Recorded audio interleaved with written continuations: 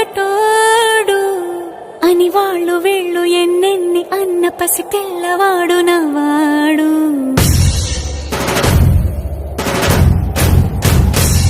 విడుముండోడు అని ఊరు వాడ అనుకున్న గాని మహారాజు నాకు నవ్వాడు.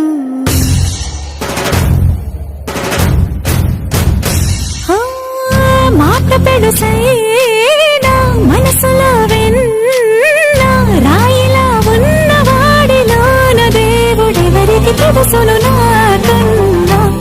సూసేకి అగ్గిరవ్వ మాదిరి